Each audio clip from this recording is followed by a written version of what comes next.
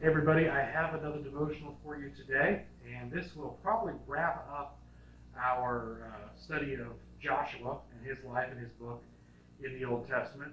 And this story actually doesn't even involve Joshua at all, but it is in the book of Joshua. And the last couple chapters of Joshua, here's your background, I guess. The last couple chapters of Joshua are all about dividing up this land that the Israelites have conquered evenly and equally among the different tribes. And everybody gets their own portion, gets their own place, gets their own homeland, essentially, within the promised land. And Joshua works very hard to make this fair and correct in the eyes of God. And this story comes from Joshua 22. And basically what happens here is after everything's all divided, one of what they call the half-tribes, this would be kind of a sub-tribe of one of the other ones, is actually on the other side of the Jordan River, which is a pretty significant divider. But Joshua gives them this land kind of over here. It's a smaller area. They go over there and they build an altar. They build a huge, massive altar on the banks of the Jordan River, right up against the other one of the other tribes. Well, all of these other tribes hear about this and they see this and they say, that's not right. We have the only altar and it's in the holy place. That's where all the sacrifices are supposed to be made.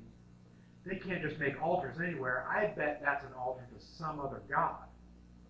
So all the Israelites get together and really, for the first time in their history, decide that, hey, we're not going to let somebody else's religion get into our own and invoke the wrath of God again. They'd screwed up so many times in the past. Yet they'd made the golden calf while Moses was up getting the commandments. They had done this over and over again where they had slipped away from God's following and started following some of the local religions. And this is really the first time that all these other tribes stand up and say, no, we're not doing this again. We're going to go over there and talk to them, and we're going to stop what they're doing. So that the priests come over, and they actually bring a small army that's going to come over, and they're going to fight this sub-tribe of theirs, this half-tribe. And the people of the half-tribe, they listen to the priest come up and accuse them of all these things. And what I want to read to you today is actually the response from this half-tribe to them, okay? And it's a little long, so bear with me. We're going to go Joshua 22. We're going to start with verse 22 and read through 27. Okay? It's a little wordy. It'll be up on the screen so you can read it along as well. Then we'll talk about what they're actually saying here. Verse 22, the Lord God of gods, the Lord God of gods, he knows, and let Israel know itself. If it was a rebellion or in breach of faith toward the Lord, do not spare us today for building an altar to turn away from following the Lord. Or if we did so to offer burnt offerings or grain offerings or offerings of well-being on it, may the Lord himself take vengeance. No, we did it from fear, that in time to come your children might say to our children, what have you to do with the Lord, the God of Israel? The Lord has made the Jordan a boundary between us and you, the Reubenites and the Gadites, that you have no portion in the Lord. So your children might make our children cease to worship the Lord. Therefore we said, let us build an altar, not for burnt offering or for sacrifice, but to be a witness between us and you, and between the generations after us, that we do perform the service of the Lord in his presence with our burnt offering and sacrifices and offerings of well-being, so that your children may never say to our children in time to come, you have no portion in the Lord. So what are these people trying to say here with that? Basically what they're saying is, there's this significant river that has separated us from the rest of the tribes.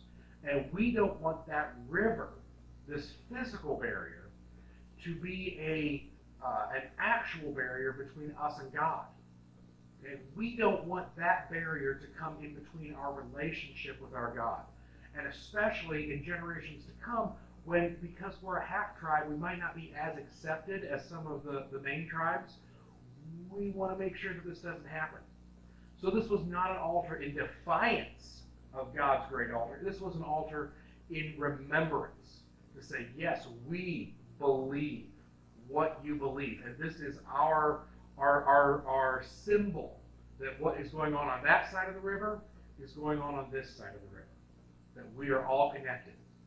Basically, instead of building an actual bridge from one side to the other, they built an altar to be a spiritual bridge. They weren't going to let these physical barriers stop them or their children or generations to come from being connected to their people. And as I read through that, I thought, even when I talk about this church in Huntington, I get a lot of people ask me, where's your church at? What do you guys do? What part of town are you in? Where is it at? We're kind of nestled down here in a corner where a lot of people don't see us down here on Riverside. It's not a major drag. And I always tell people, we're on this side of the river. We're kind of more of a south side church. There's a downtown church. There's a north side church. There's these places here. We're kind of over in this area. This is kind of our section.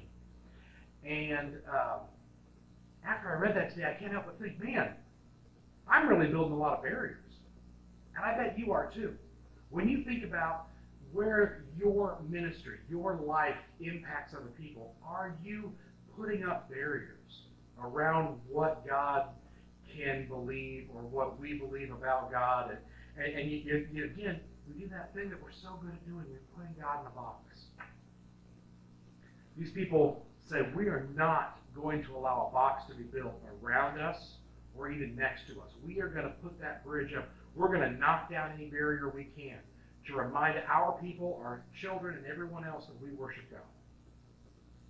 And I can't help but think that we are so oftentimes stopped by invisible barriers, by the literal barriers. We got a river right across the street from us here at Bethel. How many times do we say, we pretty much take care of everything south of the river? That's kind of our ministry area. I don't want to let that river become a barrier. I don't want any road to be a barrier for God. And I hope that in your own life you see that and you say, I'm not going to let that be a barrier. I am going to make sure that barrier is not there so that other people can find God. Or vice versa, I'm not going to let somebody else shut me out from my God. There's a lot of obstacles in our own faith that we put up to try and keep people out. We've got to knock those borders down and allow everyone that we meet, everyone in this world that needs to find God, to come in. And I know people watching this at home right now, you may be far away. I know we got subscribers for this that are an hour or more away from where this physical building is. And I know driving on Sunday morning can be difficult. But don't let physical barriers keep you from your faith in God. Build an altar. Build a bridge. And allow God to work in your life. Like I said, we're wrapping up Joshua. Basically, the last 2 chapters of Joshua. Joshua gives a very impassioned speech about renewing the covenant and the people of Israel to follow the laws of Moses. As I read through it, I really think there's not so much of a lesson there as there is just kind of a recap of what we've already talked about. So for those of you that have watched all of these as we've gone through the story of Joshua, thank you. If you haven't, if you picked up halfway, go back. They're still there on the YouTube page. You can find them and you can come back in and watch the whole story of Joshua. We're going to pick up next week. I'm going to come up with another series like this. I think this was a great way to go. And as we continue to do ministry here at the church, share these videos, share them with people you know. And, I can only hope that God is reaching through any barriers that we may have created to someone who really needs to see this and really wants to be closer to God. Thank you all for watching and sharing, and we will see you on Sunday for our next sermon series. Thank you.